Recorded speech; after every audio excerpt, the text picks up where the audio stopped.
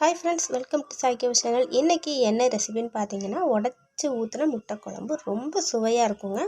இது பார்த்திங்கன்னா எங்கள் வீட்டில் எல்லாருக்குமே ஃபேவரெட்டு.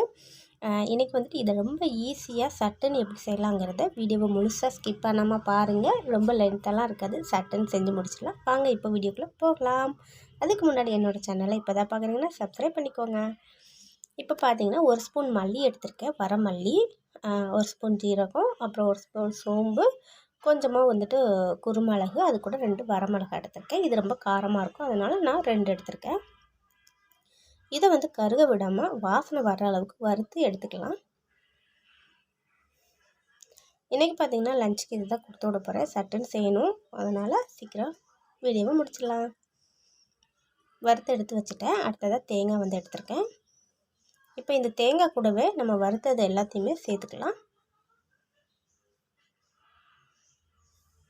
இப்போ இதை அரைச்சிட்டு கொஞ்சம் தண்ணி ஊற்றி நல்லா நெய்ஸாக அரைச்சி எடுத்துக்கலாம். இது கூட பொட்டுக்கடலை ஒரு கைப்பிடி அளவு நான் எடுத்திருக்கேன். இப்போ அரைச்சி எடுத்துகிட்டு வந்துடலாம். பாருங்கள், இன்னுமே கொஞ்சம் நான் நெய்ஸாக அரைச்சிக்கிறேன். அவ்வளோதான், அரைச்சாச்சு. இப்போ வாங்க தாளிச்சிடலாம். 2 சோம்பு, ஜீரகம், அடுத்ததாக இந்த பிரிஞ்சி இலை சேர்த்துருக்கேன்.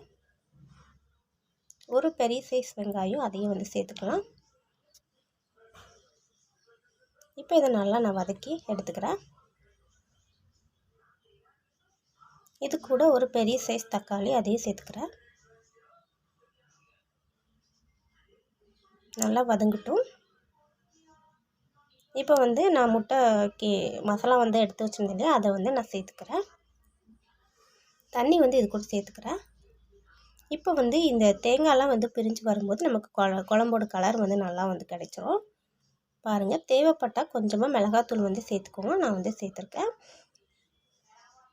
இப்போ நம்ம முட்டையை சேர்க்க போகிறோம். இதை நான் கரண்டியில் ஊற்றி அதுக்கப்புறம் இதில் சேர்க்காமல் டைரெக்டாக சேர்க்குறேன். ஆனால் அடுப்பை நல்லா சிம்மில் வச்சுட்டு மெதுவாக உடச்சி ஊற்றுங்க. பாருங்கள், அப்படியே அழகாக விழுகும். இதை கரண்டியை வச்சு கலக்கி விட்டுறக்கூடாது. அப்படியே மூடி வச்சிடலாம். நான் ஒரு 4 முட்டை அளவு சேர்த்துருக்கேன். பாருங்கள், அப்படியே முட்டை நம்ம எப்படி சேர்த்தோமோ அதே மாதிரி அதே இடத்துல தான் இருக்கும், எங்கேயுமே கரைஞ்சி போகாது. முட்டைக்குழம்பு பார்த்திங்கன்னா ரொம்ப டேஸ்ட்டாக இருக்குங்க. நீங்களும் கண்டிப்பாக ட்ரை பண்ணி பார்த்துட்டு குழம்பு எப்படி இருக்குன்னு கமெண்ட் பாக்ஸில் கமெண்ட் சொல்லுங்கள். அடுத்த ஒரு வீடியோவில் அடுத்த ஒரு ரெசிபியில் பார்க்கலாம். அதுக்கு முன்னாடி சேனலை சப்ஸ்கிரைப் பண்ணி லைக் பண்ணிக்கோங்க. பாய்.